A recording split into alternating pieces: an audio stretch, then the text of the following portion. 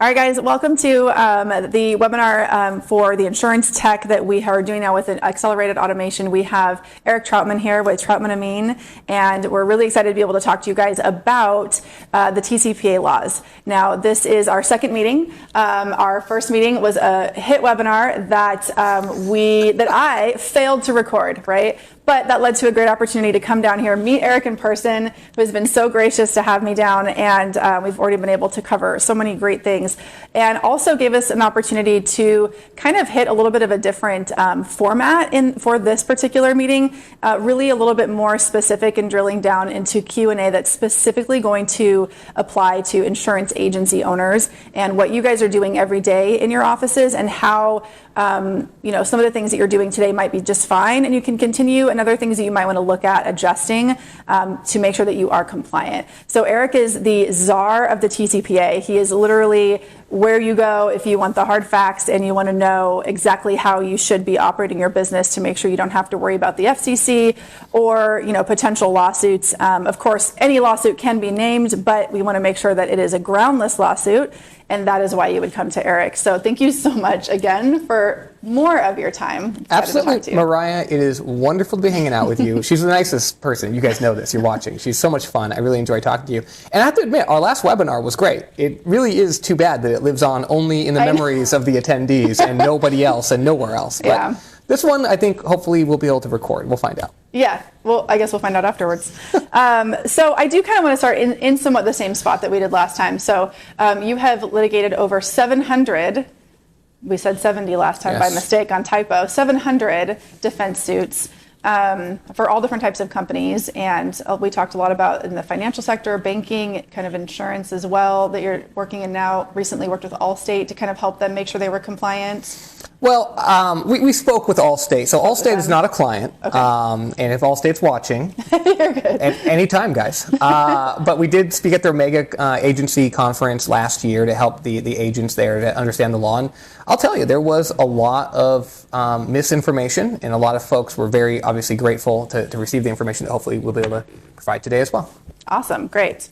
So like I said, I really went back through and made a list of questions. We asked our customers, some of the viewers, my inboxes and messages were inundated with questions after the webinar. So we are going to kind of take a question and answer type of approach here. But like I said, we are going to start in the same place. Can you give us a general overview? And maybe in this overview, kind of focusing on really the difference between that ATDS, when that applies and when it doesn't. Because we had a lot of questions, a lot of people were confused as to manual versus that ATDS system. Well, it's very confusing. So let's just talk about the TCPA real quick. Those of you that follow my channel, you guys know all about this, but let's just break it down. TCPA has two primary components. Component number one is what we call the regulated technology component, and we'll talk about exactly what that means here in a second. And the second component is the DNC provisions, the National Do Not Call Registry provisions.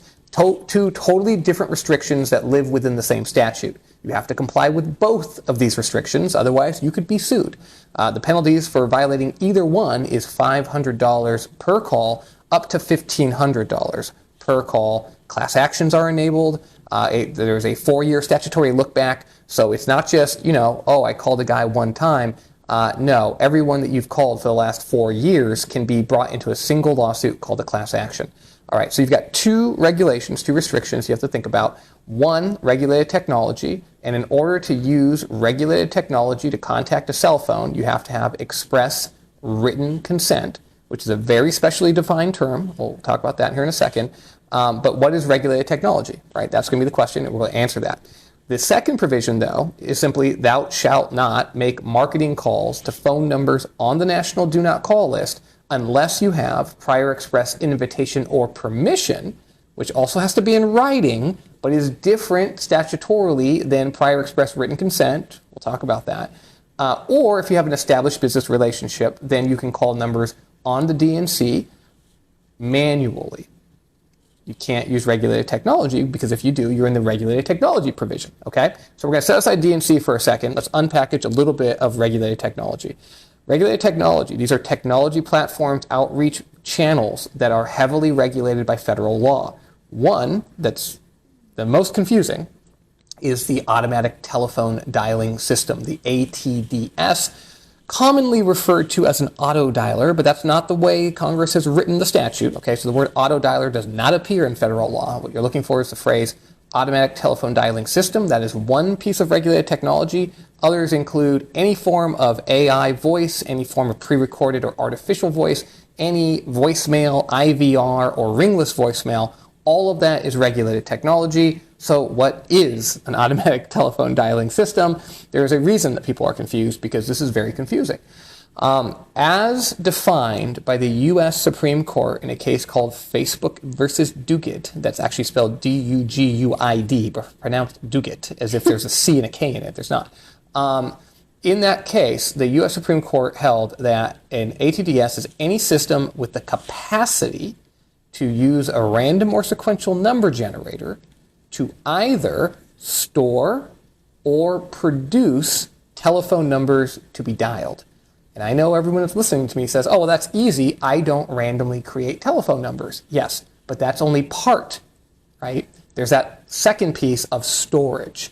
How do you use a random or sequential number generator, which I'll just refer to as an ROSNG from now on? How do you use an ROSNG to store telephone numbers to be dialed? That is the open question that plagues courts across the country. The U.S. Supreme Court has suggested in something called footnote 7 of the Facebook ruling that if you are using an ROSNG, or your system has the capacity to use an ROSNG, to determine the sequence in which telephone numbers are being dialed, that is all that is required to make your system an ATDS.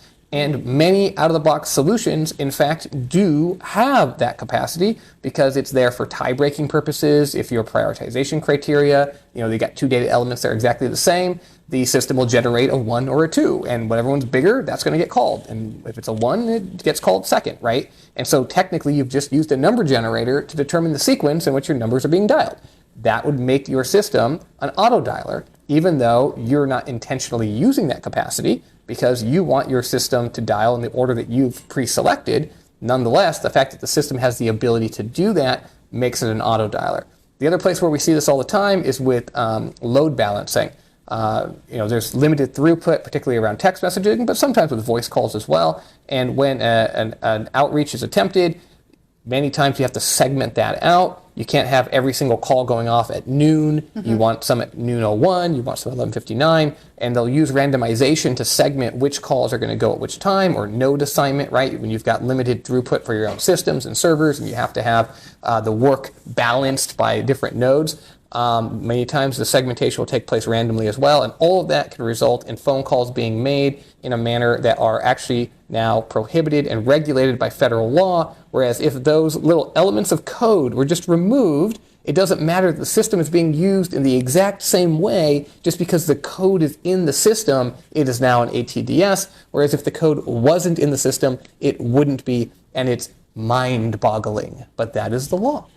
So really, it kind of sounds like that any system that is going to send out pre-scheduled messages at all is going to fall under that ATDS most of the time. Potentially, that is correct. So as a small business owner, though, trying to navigate this, and like we talked about on the last webinar, I said, what questions could we ask our phone provider or our CRM or the systems we're using to send out messages to find out those questions? And even if they say we are not an ATDS, and we have that written as a small business owner, but it is, and we were given incorrect information, we could still then have unknowingly violated the TCPA. Of course, there would be potential litigation against them for giving us false information. Yeah, we could right. do that.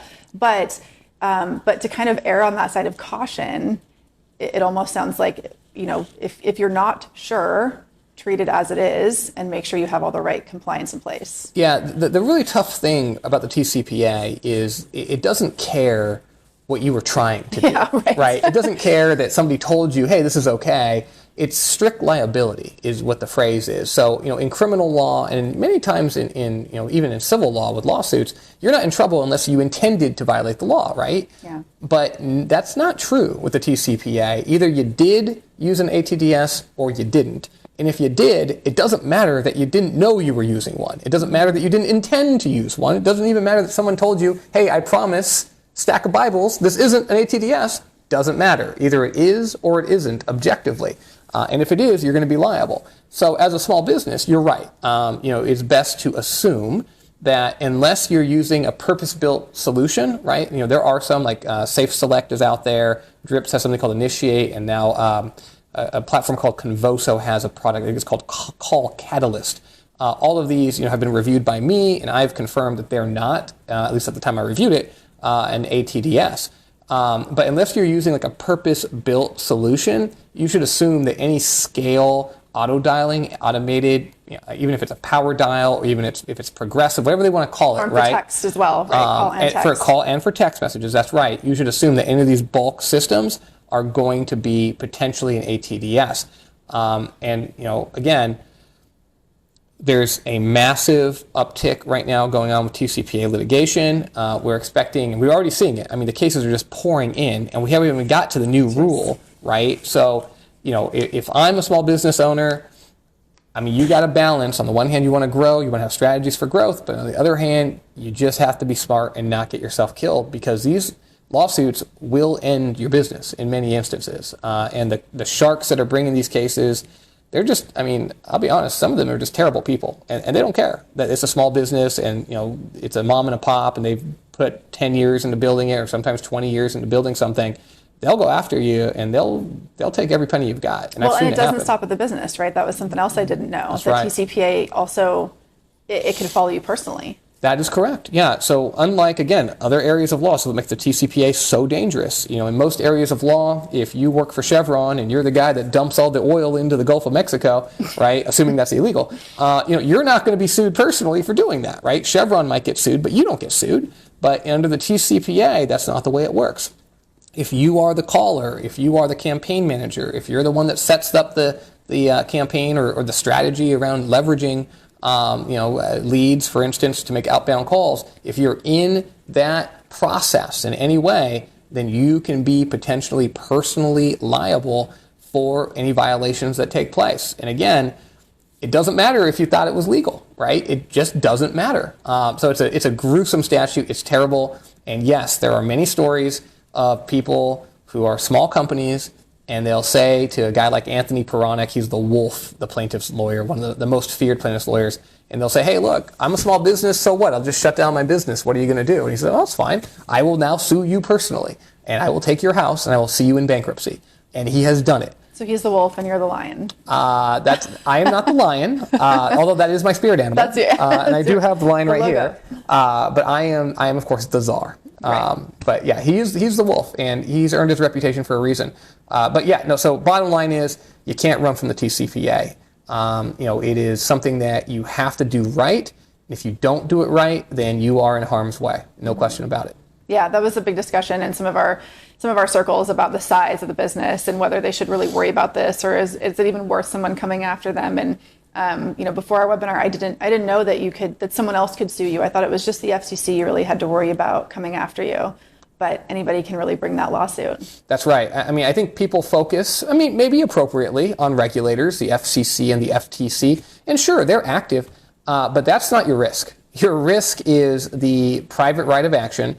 Any human being that you call, if you violate the law, they can sue you. And there are highly talented attorneys who specialize on the plaintiff side in bringing just these lawsuits.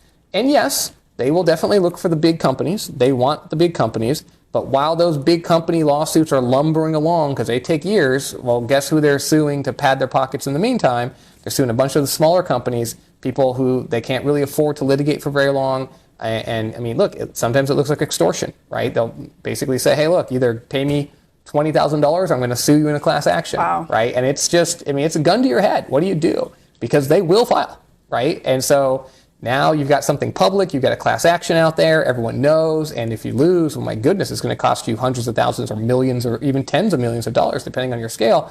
Or you just pay the $20K, the blood money, and you walk away, right? And this is tough. These attorneys are also advertising this. Like, we're seeing even just like standardized Facebook ads, right? Just something simple that's literally asking the general public if this has happened to them and that they could be entitled to compensation, right? So like trying to drum up these lawsuits as well. Yeah, I mean, the highest paid lawyers in the country right now are not the lawyers in big law firms. They're not the snooty guys that went to Yale and Harvard and are at, the biggest law firms in the country. they're the guys bringing TCPA lawsuits. They've got higher salaries, they get bigger bonuses. They are incredibly well paid and incredibly well compensated, and they are really dug in. So again, please don't think, oh, hey, it's not going to happen to me because the FCC, the FTC, what are the odds? Look, you might live a charmed life. I've got clients that never get sued, and it's really interesting to me. Obviously they try to do it right, but they make millions of phone calls and never get sued, and that's great. And I've got other clients, I'm telling you, these guys make 1,000 calls a month, and somehow they end up in a class action, right? It makes no sense. But I guess the point is, just because you feel like you're a small business or you have a small footprint, don't allow that to give you a false sense of security. Sure, you might not end up in a lawsuit. Of course, that's true. But you definitely might. And if you're not doing it right, it's going to be very costly. Well, and doing it right isn't necessarily costly on the front end, right? So if you just take the time to understand what needs to be done, put in the right protections in place, document it well, then you can operate your business without staying up and worrying about these lawsuits because you have taken the right steps. And the implementation isn't really that really expensive for a small business owner. It's the right opt-in forms, the right disclosure, which you have already given out at the Troutman and Mean 15, which gives you the guide that you need to use for your opt-in forms, and then take the time to make sure you and your staff understand how you can interact with customers, keeping your lists updated, and then you don't have a lot to worry about. No, I love it that you said that, right? So I think there are two mindsets that are equally dangerous and poisonous that people need to get out of. One is saying, oh, the TCPA doesn't apply to me, I'm not worried about it. That's a terrible, terrible mindset. But the other mindset that's almost equally as destructive is saying, oh, well, I just can't figure this out. I can't apply. So I'm just not going to use leads, and I'm going to not do outbound calling. Neither one of those is a productive or healthy business mindset. You cannot ignore the TCPA, but nor should you be so afraid of it that you don't even try, right? Yeah, the rules are pretty tricky. That's true. But if you spend a little time and educate yourself, and especially if you can get yourself an attorney, but if you can't afford an attorney, there are thousands of articles. Literally, we're going to be over 3,000 articles on tcpaworld.com this week. So much free information, and we don't put any barriers around that. You don't even have to subscribe. You just go visit the website, use the search function, find whatever you want. It's all there and available to you, and you're right. For the new one-to-one rule, which we haven't really talked about yet, for the new one-to-one rule, we at Troutman and Mean have tried to make this as easy on the entire world as we possibly can, and we've gone off and prepared a template disclosure for lead sellers to utilize and for lead buyers to be using as their checklist to make sure when they're buying leads after January 27, 2025, probably, we'll get to that. I saw the article. I subscribed, so I got the email that said a potential stay. We'll get to it. But anyways. So the Troutman and Mean 15 is out there. It's got all the things that you need to be able to assure yourself that you're complying with the new rules whenever they become effective. And so, again, the point is, you can do it. You can. It can be done. And that's actually one of the big takeaways that we always deliver when we stand up on stages and talk to people is, please don't get into this mindset of, oh God, I can't do it. You can. You can comply with these rules. It's a lot easier with a guide, like legal counsel, certainly. But even without legal counsel, if you really spend the time, these things can be navigated. And the FCC, by the way, and the FTC both have small business guides as well that you can also look to. So there's a lot of information out there. And there's also a lot of bad information out there, right? So that is true. I have to say that I was part of that a little bit because I was getting my information from some of the phone providers that I work with, some of my partners there, companies that, people ask us, they're doing automation and like, which should we use? What's the best, what's easier, what has good tech? And so we'd recommend things. And when all of these conversations around text opt-in and some of the things started changing a couple of years ago, I was listening to these different individuals at these companies who I now know were also very misinformed. And so it is, that's why when we tried to do our webinar on Thursday, we did our webinar, it didn't record. I mean, it's what's today? Today's Wednesday. It was less than a week, hopped on a plane and flew down here because I know how important this is to be right for agents and small business owners. And if you aren't getting the correct information, like how much risk you can be at. So we talked about, that your phone provider says, and we're not an ATDS and there's potential, litigation there.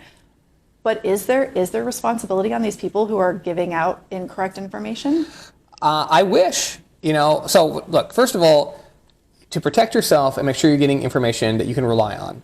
again, either be looking at authoritative government websites like the FCC or the FTC's actual websites, or, as we like to say, look for the lion, okay? If you see our lion logo, the Troutman Amin lion logo on the website that you're looking at, then you can trust that that information is coming from me, right, or from my team, and it's something you can rely on. Now, look, it's not legal advice. I'm not telling you that I'm your lawyer and everyone that reads my articles can sue me as their attorney.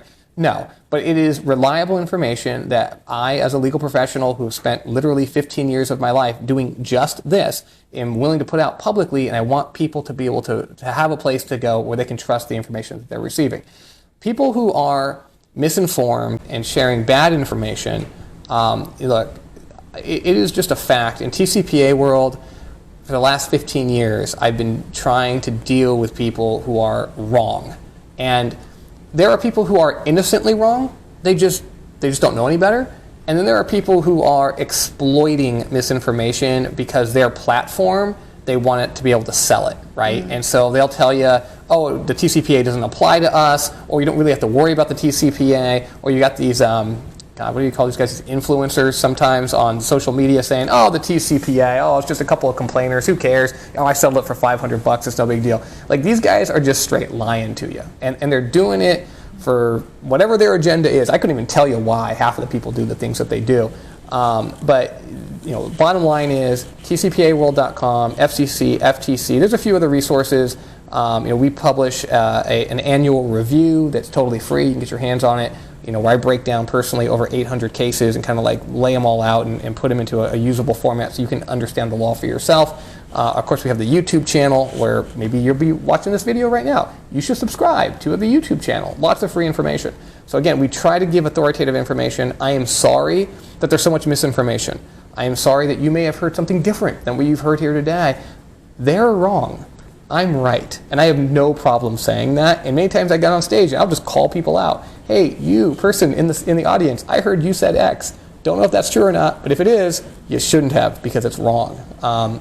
So very happy to take on the laboring oar of trying to educate folks because, people need information. They really do. It's a heavy lift for sure.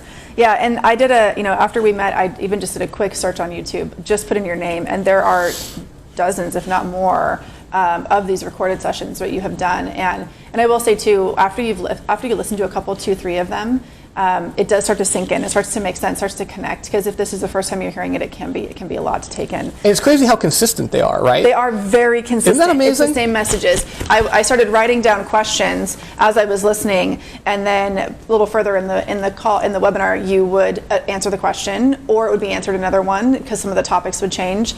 But obviously, just all consistent. There was nothing that was conflicting. With that being said, I do want to jump into some of these questions. Yeah. So we've already established that even if you aren't doing anything automated, you're not doing voicemail drops, you're not doing auto dialing, you aren't doing automated text messages, and you say, hey, I'm just going to do manual, which we said, of course, that's not going to help you scale your business, so that's not a great answer to that. But even if your phone system has that capacity, you could still be subject to TCPA. Yeah. So it is a best practice, because that was a big conversation after the first webinar. I'm just not going to turn off all my automated, but that still isn't necessarily going to protect you. Yeah, no, it's pretty wild the way that works, but that is correct. If your system has the capacity, it doesn't matter. Outside of the Third Circuit Court of Appeals, there is, if you're working exclusively within the states of Pennsylvania, New Jersey, and Delaware, the Third Circuit Court of Appeal there has held that the use of randomization is required as opposed to the system's capacity, but anywhere else, system's capacity is what's looked at. So it's just a little wrinkle. 47 states. It does. You just be careful. It's a little wrinkle. Right. Okay. So we're just gonna for the rest of this, we're just gonna say that you're using an ATDS system. Okay, because we know that the manual and the fact that ATDS is not what you're using is probably a lower use case, especially as as phone systems become more than phone systems, right? They have AI capabilities and they have all these other pieces and the ability to add dialers and things like that. So customers. So there's going to be some repeat from the webinar, but existing customers, can we call and text them without opt-in? You cannot. So every lead that you have, every single record just customers, in your CRM, customers. Customer or not, okay. Doesn't matter. You cannot call them unless you have valid one-to-one express written consent after January 27th or whatever it becomes effective. using, because we're assuming now regulated technology. Right, we're going to say regulated technology for the rest of this. Yeah, we're using regulated technology. The answer is every one of your leads, every single customer record you have, your own customers, you cannot call them. Okay.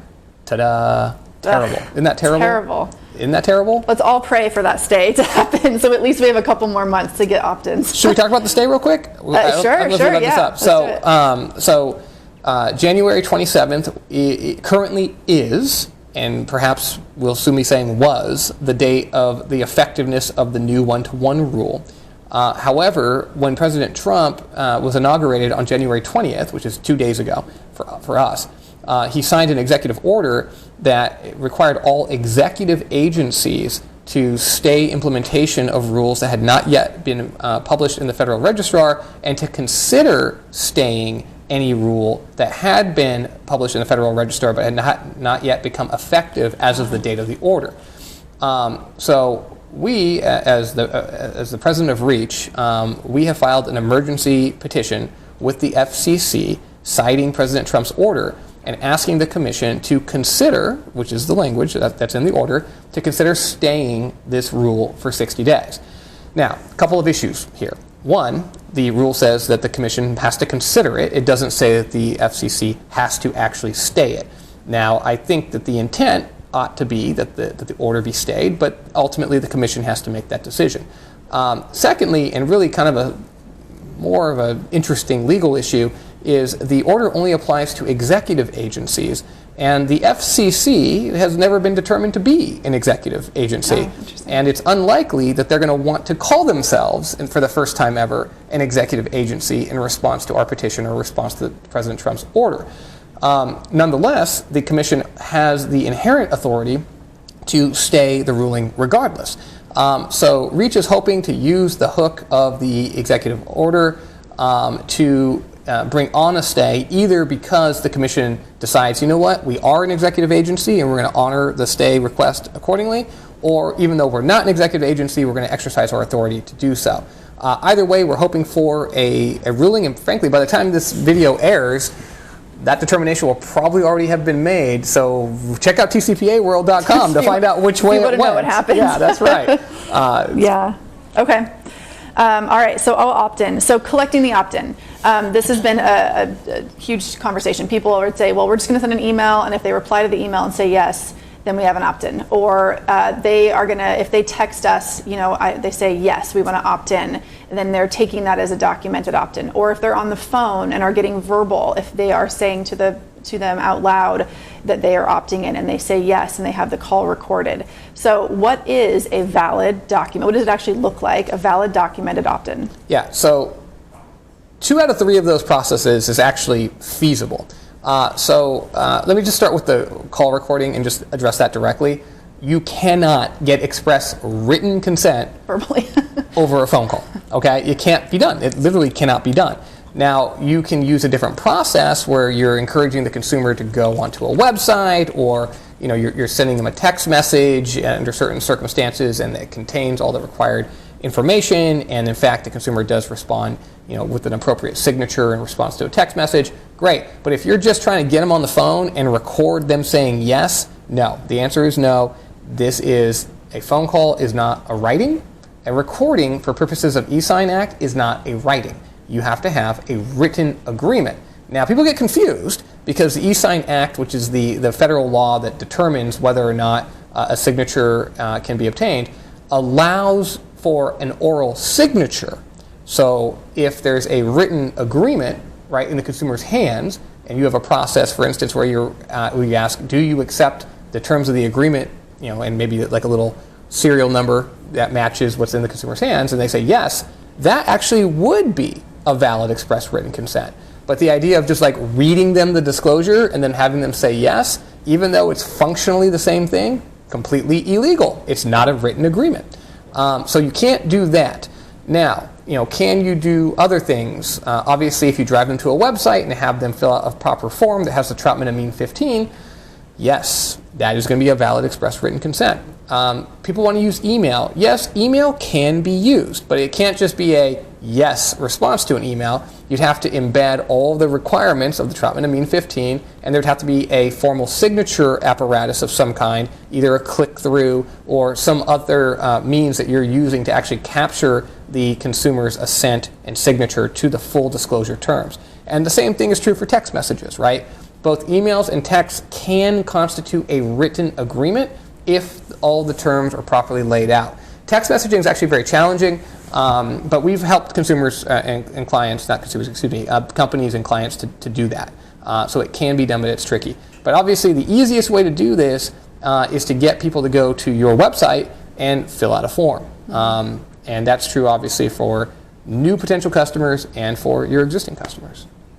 And then, so on the storing of emails and text messages, if that's the route that you are going to use, you said it is more difficult. I agree, the form is just the easiest way to go. But then you have to store that information. Yes. So if you don't have a way that you are grabbing the email or the text message and actually storing it, you said for 5 years, yes. right? Then whether that existed at some point or not, if you can't produce it, it's like it never existed. That's right. And I would say for at least 5 years. So remember, you've got a 4-year statutory look back here, right? So if you've got somebody that came into your, your company in 2020, and they signed up and they've been your customer, and they're your customer for, 10 years, and now we get into the future, and now it's 2030, right? And you're still trying to contact this person, you should probably have that record of consent, even from 10 years before. So if they're a current client, you should not ever be deleting whatever records of consent that you have. If they're a customer that's moved on, you don't want to treat them as a lead, you don't plan to contact them again or use an existing record of consent to ever contact them again, then at that point you can feel safe. And typically we say wait for at least 5 years because many times people do want to contact those aged leads, right? They were a contact before. Hey, that express written consent, it doesn't expire. They never said stop calling, so you still have a valid express written consent.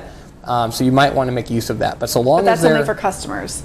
Customers' express written consent doesn't expire. Nobody's express written consent expires, so even non-customers. So leads, prospects that opt in, there's not an expiration date on that? If it's a valid one-to-one lead, so the way it works is a consumer can revoke their consent at any time, but an express written consent document never on its face expires. It's just not like an expiration date on it, unless, of course, the FCC changes the rules, which they just did, right? Okay. So everyone's express written consent that they've had for the last 10 years just expires essentially on January 27th because it wasn't one-to-one. Mm-hmm. So again, the commission, who knows, 5 years from now might change the rule again, in which case all these express consents you're getting today aren't going to be valid when that new change takes place, if it does. But until that happens, that express written consent is valid unless the consumer says, stop calling me, or unless they engage in other behavior that the caller knows they want you to stop calling, right? And there's a whole nother set of rules called the revocation rules, which the FCC is going to be, they've already announced, and they're going to come out April 11th. And these are very expansive, and they're real list killers, I got to tell you. So just be aware that those changes are coming as well, but it's a little bit different than the one-to-one rules. Okay, so we have to get an opt-in for all of our customers to be able to call and text them. We have to get an opt-in for all of our prospects, and we can reach out to those prospects and those customers as long as there is not an opt-out, or they don't say something like, take me off the list, stop calling me, go pound sand, all that good stuff. Yep.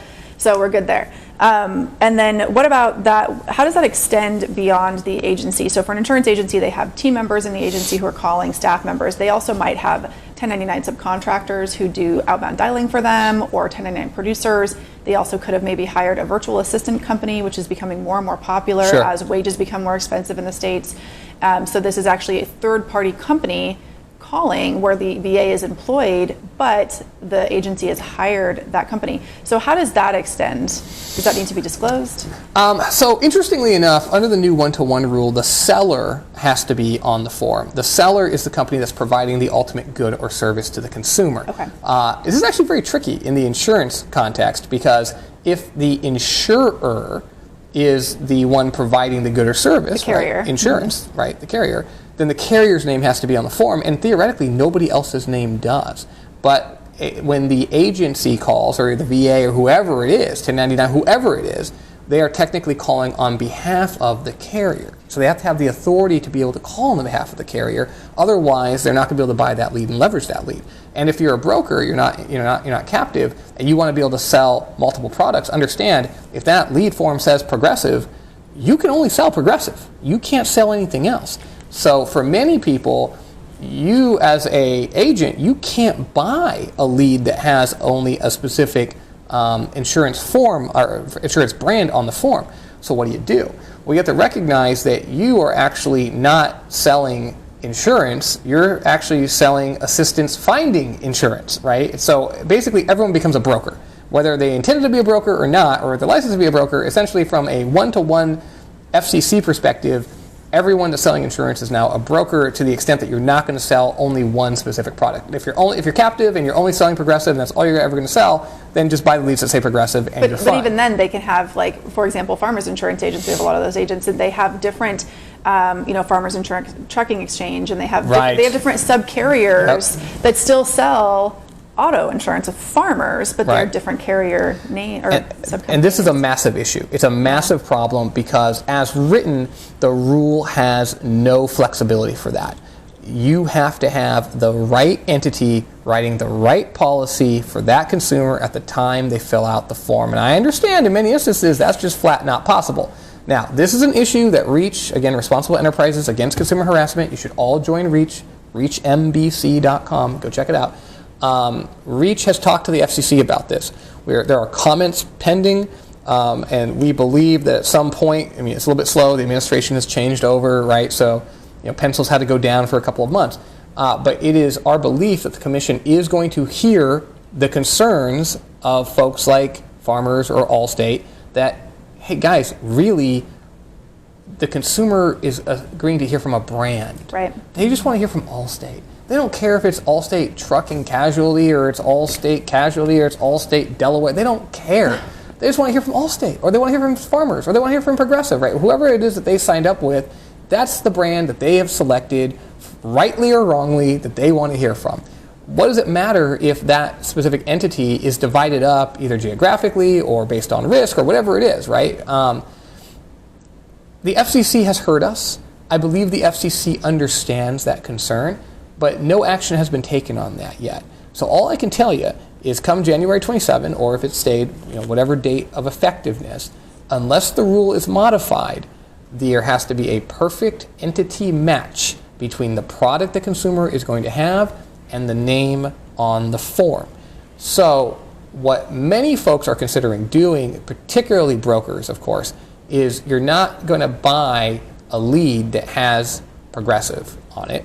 You're going to buy a lead that has your brokerage on it, but the website call to action can't be, hey, come get a great insurance quote. It has to be, come find the right insurance for you, or get help finding the right insurance for you to make the good or service that the consumer is signing up for, not insurance. Because if it was, then the carrier's name would have to be on there with all the problems. So it's the assistance but the broker in finding the insurance is now the good or service that's being provided to the consumer. So really a change in the way that you're even marketing your agency. Absolutely. Because if you're going to have your opt-in form say, like when I had my agency, it was Base Insurance Agency, LLC. So if I wanted my form to say that, on my website I couldn't say provide insurance. Correct. I would have to say that I assist community members in finding the right insurance for them. Dang, these verbiages. Isn't that crazy? Specific pieces. And again, I can guarantee you that is not what the FCC intended. Sure. That's not what they were trying to do.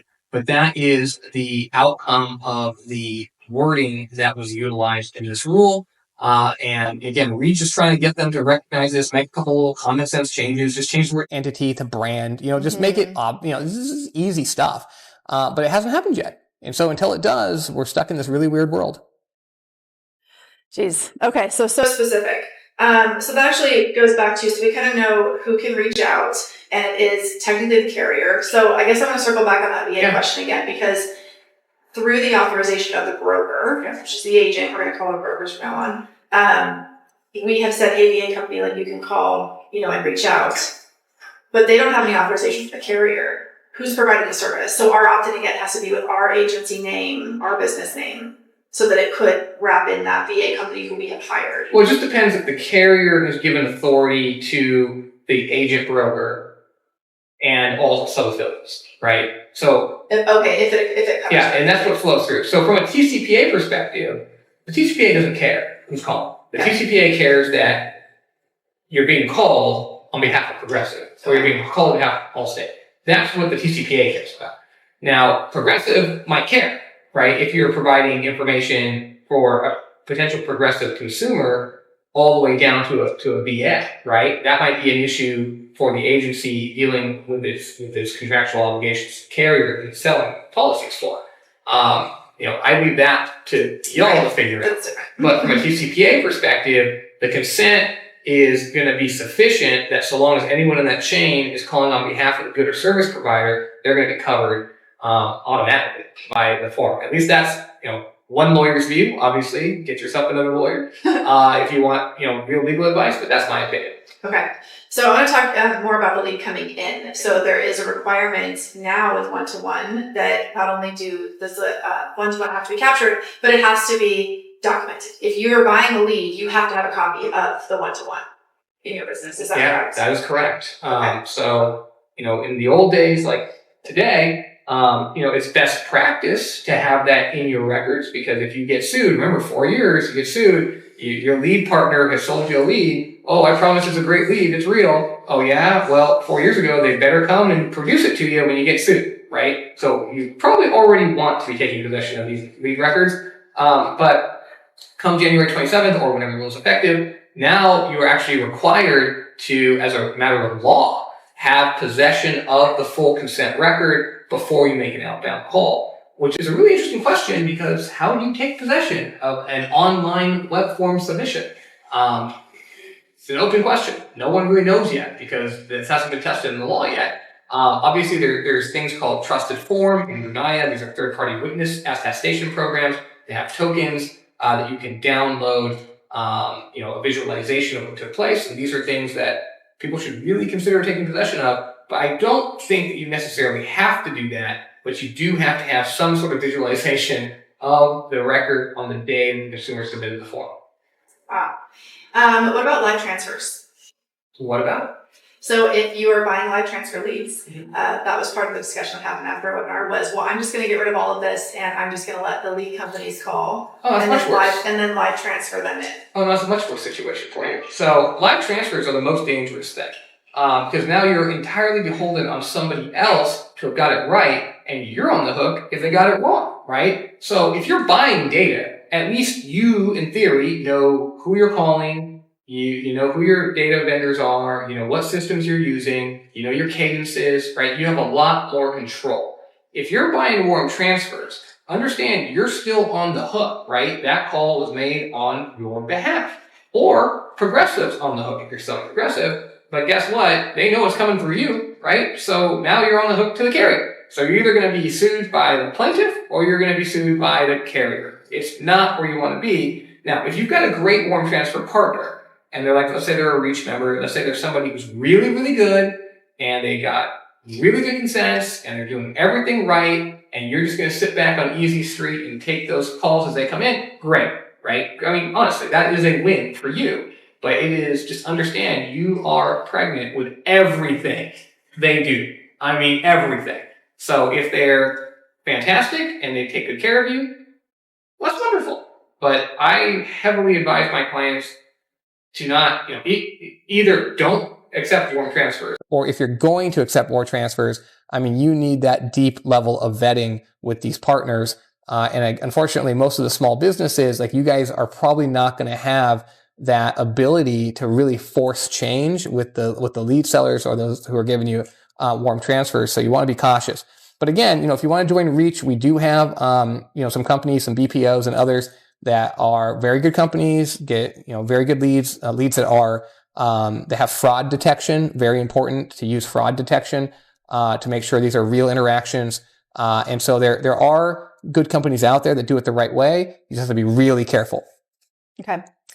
And then I want to ask more about the opt-in form around the carrier specifically. So just recently, I just went online real quick and pulled up Farmers Insurance, and they had changed their opt-in form, and it has the ability to select carriers, right? Which of course we talked about was needed. Now I'm the agent. I get that contact and it says I can quote Farmers Insurance and it says the name of the company. But let's say I know that there's a better rate for the agent with Foremost Insurance, which is also under the Farmers umbrella. And I'm just picking on them because I just looked it up the other day. And so if I'm on a phone call with a client and I did quote them Farmers Insurance and I say, hey, there's probably a better rate with some of these other companies. Would you like me to provide you quotes with those companies as well? Is that allowed? If the consumer has selected a box that included the proper Farmers entity and Foremost, then the answer is yes. If the consumer has not checked a box that included Foremost, then the answer is no. So even out of a verbal conversation with the client, Absolutely. we've offered more services. So would the solution then be to say, hey, would you like this quote? And if they say, yes, I'd like a quote with Foremost, we get another opt-in that includes Foremost before we quote? Yeah. So you'd have to remember, though, once you make the phone call, everything that's required to obtain consent has to have taken place before the phone call. So right. So what you'd want to do is get the consumer to check as many boxes as possible on the first form. If you want to keep the consumer going through multiple flows, you can. There's no rule that says you have to stop when they say Farmers, because you can say, hey, while you're here, you'll hear from Farmers. Do you want to hear from Foremost? Do you want to hear from somebody else? Like, you can keep online, understand, trying to sell them additional things. But once you pick up that phone, your hands are tied. The only thing you can sell on that phone call is what is on the form. We can't offer additional carrier services. You cannot. Wow. You cannot. That, I'm telling you, that is the rub here, right? And that's why for brokers, basically you can't buy a lead that has a name on it anymore, because you're stuck with it. You're bound to provide the right insurance product for that consumer, right? And if it says Progressive on it, and Geico's got a better rate, got better coverage, my goodness, what do? Right? You've got fiduciary obligation to tell them about Geico, but the TCPA says you're not allowed to tell them about Geico. So this is probably a rabbit hole, but I do want to go down a little bit, because whether it's captive or independent, a benefit for an agent is the whole point of an agent versus just calling Progressive Direct or Farmers Direct is the fact that you can get multiple quotes from multiple carriers. Right. That's the benefit. And the agent knows the underwriting requirements and the rates and probably what's going to be best. They can get you a few options. So is there any way to go back after initial contact? They go to your website, they say, I want Farmers, they don't pick Foremost, and we've quoted that. Is there anything else we can do? Like, let's say they don't buy the policy, we send them an email that says, if you'd like quotes from more, here's another opt-in option. What can they do to still be able to tap into their other carriers? Yeah, so email is always available, right? So let's talk about from front end and back end. Okay, on the front end, again, so I keep saying, developing new calls to action and working with lead generators who are kind of specializing, frankly, in the insurance vertical and can help build out a flow where the consumer knows they're going to get information or be contacted by someone that can help them to find the right insurance as opposed to an insurance carrier, right? Because that's your first hook. Because if you can broaden out what you're allowed to call about in the first instance, well, then that's going to help you a lot. If it's narrow and you're only allowed to call about insurance products by Progressive, well, now you're stuck, right? And there's just really, on the front end, there's nothing you can do. So let's assume you got that, you decided to buy that narrow lead, right? And it's, insurance, it's casualty insurance from Progressive in California, right? That's what they want to hear about. That's all you can talk to them about, right? So you pick up the phone and you want to give them this, and, for some reason it just doesn't work out. So what can you do? Yes, you can, send them an email. You can, if they're not on the DNC list, you can pick up your phone and manually call this person. Because, believe it or not, in America, in most states at least, not in Connecticut, by the way, you can't do that in Connecticut, you can still pick up the phone, and if somebody's not on the DNC list, you can still cold call them. But if if your system is an ATDS system, then that would be different. That's why I said pick up your phone. So you have to step outside of your automated process. I know you don't like to hear that. No, it's fine. Yeah, you have to step out of that. That's okay. And then that's where there's some confusion, because a lot of insurance agents, they're really not doing a lot of auto dialing. Like there is big agencies who use dialers, but most of what they're doing is their producer is picking up the phone and dialing. Pick up the phone. Pick up your cell phone and make the phone call. But if their phone provider is an ATDS system, well, that's what I'm saying. Even though we're manually doing it, we're good there. Well, if your phone provider is, if your phone provider is an ATDS, you can't do it. That's what I'm saying. Right. You have to pick up your cell phone. Yes. Right? Your cell phone today, at least, the law could change tomorrow. But today, if you pick up your cell phone, and again, you're not like using an automatic, spy burner platform app on your cell phone. Yeah. That's not what I'm talking about. You just pick up your regular phone and you dial the number on your phone. you can do that. That is still allowed as long as they're not on the DNC list. If they're on the DNC list, unfortunately, this is basically a dead lead for you at this point, right? You can email them as much as you want. Email is a totally different rule, okay? Email them as much as you want until they say stop. You have to unsubscribe, but that's allowed. But that's basically your only touch, right? Other than picking up the phone and calling them, or pick up the phone and texting them, right? Again, if they're not on the DNC list. If they're on the DNC list, then you can't do that. You cannot. So it's not good. Okay, so we get the lead in. We have to go with the carrier, but again, if we advertise that we are helping them find insurance options, and the opt-in is for our brokerage, then we're free to do whatever carriers we want. You absolutely sure can. The only issue there is, it just depends on your model. If you're going to write the policy, you're home. You're fine. No worries. But if you're going to somehow transfer that consumer to the carrier for additional work, that's a different issue altogether. The carrier is going to have to get a different level of consent in order to contact them back. And that happens for some people. But assuming that you've got the ability to just write that policy, get it bind and be done, you're done. That's all you have to do. So another question on the captive side, where these disclosures, like there's usually a captive website for the agent with the agent's name on it, and it's the captive companies that are disclosed on the form. The agency name, like if my agency name was Gates Insurance Agency, is not listed on that, but the carrier sends me that lead. It was submitted on my website, so it says Mariah Gates Farmers Insurance. Their opt-in form has all of the farmers insurance companies, but my Gates Insurance Agency name is not there, and they send that to me because I am authorized to sell their products. I can call that lead. Well, the issue there, it's a trick question. The issue isn't that Gates Insurance is not on there. That's fine. The issue is that you said multiple farmer entities are on there, right? And so each of their companies, like their carriers and the entities that go with each of the products. And are they independently checked by the consumer? Or is it all just part of one? Because if it's all part of one, then that does not comply with the one-to-one. That is not a valid lead. These are the first party issues that happen, right? Got it. You go onto farmers.com and they're like, you agree to hear from, farmers family of companies. No, you can't do that anymore. Sorry, farmers. You're not allowed to do that. Until the FCC modifies its language, which hopefully it will, under the current language, it is entity specific, not farmers and all of its brands and family of companies. So each one. If there's 20 farmers entities, then the consumer would have to check 20 boxes.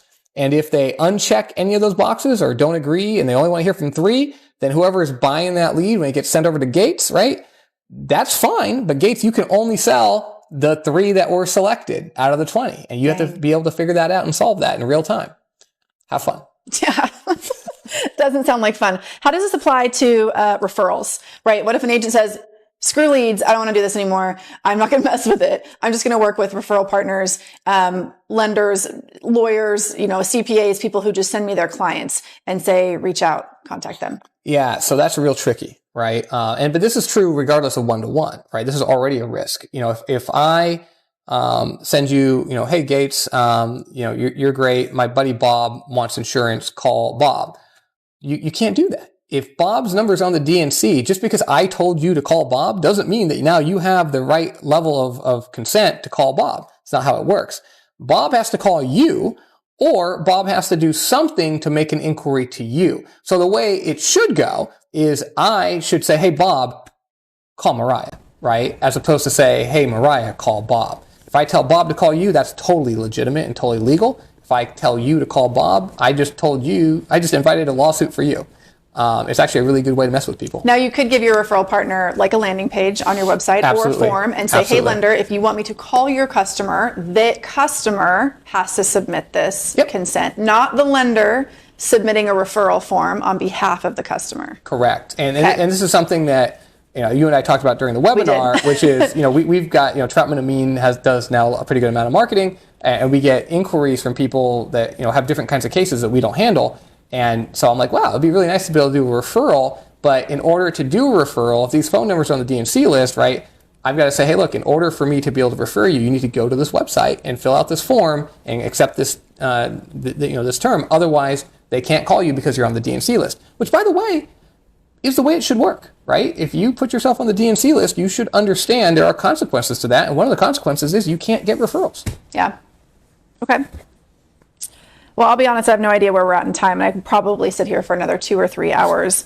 Is there anything that like maybe common questions or from that small business owner perspective that you would want viewers to know that we haven't covered already? No, I mean, I think we talked through all the kind of key points. Again, to me, what's most important for the small businesses to understand is there's a lot of misinformation out there and a lot of people trying to trick you. I mean, it's just the truth, right? These lead vendors, some of them are great people, some of them are absolutely terrible people. And the same is true for platforms. Like, Mariah, you're fantastic, and we're sitting here talking because you want to educate people, and I love that, right? But there are 10 bad people for every one Mariah. So just understand that, and understand that you rightly or wrongly, like, you have the responsibility to take care of yourself out there. And if you are listening to what a vendor is telling you without checking it, kicking the tires, and maybe getting legal counsel, just understand, right, you are in a heavily regulated industry, not just on the insurance side, but on the outreach side. Telemarketing, which is what you're doing, even if there's a lead, it's still considered telemarketing. Telemarketing is a heavily regulated activity in the United States of America, and you have to either have yourself an attorney to help advise you, or you have to take on that responsibility yourself. But either way, you've got to comply with that set of regulations. I mean, it's kind of as simple as that. Again, the good news is it can be done. There are a lot of resources out there, but just be careful who you trust, right? Look for that lion, make sure you're getting that information that you can rely on, and be very careful with what vendors are selling you. I mean, they're selling you. They're trying to sell you something, right? And unfortunately, it's not always truth in advertising these days. Yeah, it's very true. The last thing I want to end on is, so we've talked a lot about the lead coming in and then how long we can talk to them and all those good things. What about the opt-out? So some clarity here, I guess. If we are calling them and they say, take me off the list, opt-out, and that's an opt-out. In my understanding, if they reply to a text and say stop, that is also an opt-out. And text and call are treated the same when it comes to opt-out. Is that correct?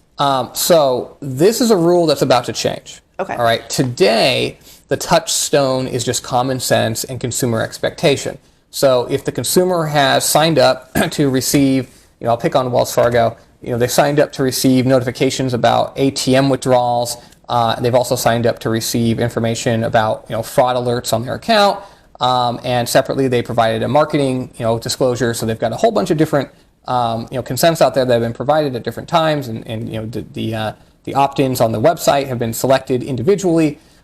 And now, today, the ATM alert comes in, the guy says stop. Well, everything else is fine, right? You just have to stop that ATM alert, and in the future, don't send any more ATM alerts. In fact, one case involving Walmart and a prescription pickup said that the stop only applied to that specific prescription pickup. So the next time the consumer went in to go pick up a prescription, it was basically a whole new event, and the previous stop did not prevent Walmart from sending that message. So that's really interesting. But that's today, right? Come April 11th, we're going to have a completely new paradigm where the way that the FCC has structured it, anytime a consumer responds stop to any marketing message at all, it's going to stop and require all marketing to that consumer to end across all channels. One. More problematically, any informational text where a consumer says stop. Now you have to stop all informational and marketing messages to that consumer across all channels for all purposes, unless the consumer responds to a one-time message that you're allowed to send to clarify, hey consumer, what did you mean by that stop? And if the consumer doesn't respond, and guess what? They ain't going to respond. So we can clarify. We can say, did you mean to stop receiving all text messages from our company? You do get one. Just marketing or just... Okay. Yeah, you have 5 minutes to send one message to the consumer. That's it, 5 minutes. 5 minutes. After 5 minutes. So this better be automated or you're going to miss it. You are correct. You've got 5 minutes, and you have to be really careful with how you phrase it.